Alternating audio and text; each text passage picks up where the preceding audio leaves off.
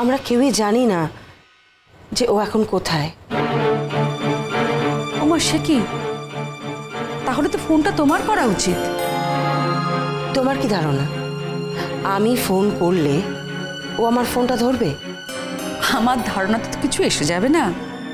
আমার ধারণা দিয়ে কি হবে বলো? তাহলে দাদা ভাই, তুমি একটা ফোন করো না। শোনো, ও যদি মনে করে যে ও আসবে তাহলে ও আসবে, আর যদি মনে করে যে ও আসবে না তাহলে আমাদের বাড়ির কারোর শক্তি নেই ওকে আনবে। ওই জন্যেই তো আমি বলছি যে ছুটিকে ফোনটা করার জন্য। ছুটি ফোন করলেই। তুমি ভুল জানো। প্রথমত আমি বললেও কিছু হবার নয়, আর দ্বিতীয়ত আমি এরকম অন্যায়ভাবে কোথাও ঢুকে পড়ি না। এত বছরে এটুকু অ্যাসেস করা উচিত ছিল তোমার আমার সম্পর্কে। ড্যাডিকে ফোন করেছে অনেকবার, ড্যাডির ফোনে সুইচড অফ বলছে। কি হয়েছে মা? না, ওই ভ্রমণের ড্যাডি এখনো আসেনি তো, সে কথাই হচ্ছিল। তাই তো, মেজো মামু তো এখনো এলো না। দেখেছো, সবার ভিড়ের মধ্যে না ভুলেই গেছি আমি মেজো মামুর কথা। সে কি, তোমার মেজো মামুর কথা তুমি ভুলে গেলে? ওই তো তোমার সব থেকে বড় সাপোর্ট সিস্টেম। মেজো মামুর থেকেও তুমি আমার জীবনের আরো অনেক বড় সাপোর্ট সিস্টেম মেজোমণি, আর সেটা আমি জানি।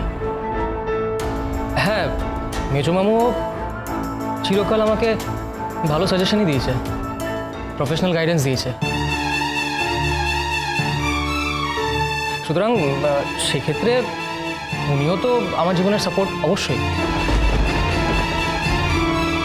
কিন্তু তোমার চেয়ে বড় সাপোর্ট সিস্টেম নয়। কিন্তু এখনো এলো না কেন মেজো মামু? আমি তার অত্যন্ত অযোগ্য বউ তো, সেই জন্য হয়তো আমার সাথে আসেনি। আমরা চলে গেলে তারপরে হয়তো ও আসবে। তবে ও এলে একটু জানাস। হ্যাঁ, আমাদের বাড়িতে উৎসবটা চলবে 11টা পর্যন্ত, রাত 11টা পর্যন্ত। আমি স্ট্রিক্টলি বলে দিয়েছি, আর কার্ডেও লেখা আছে 11টার পর আমি আমার বাড়িতে কোনো গেস্ট অ্যালাউ করব না।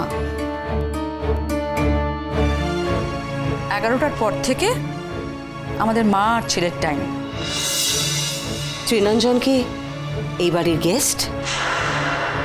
অবশ্যই গেস্ট। উনি তো আমাদের বাড়ির লোক নন। আমি যেমন তোমাদের বাড়ির লোক নই, তোমাদের বাড়ির গেস্ট, ঠিক সেরকমই।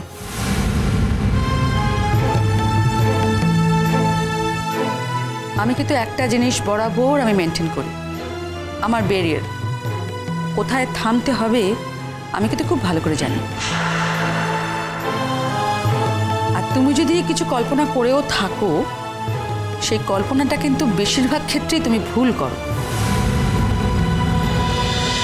ভোলে বাবা পার করেগা, সোম থেকে রবি প্রতিদিন বিকেল 5:30টায় স্টার জলসায় ও জিও হটস্টারে।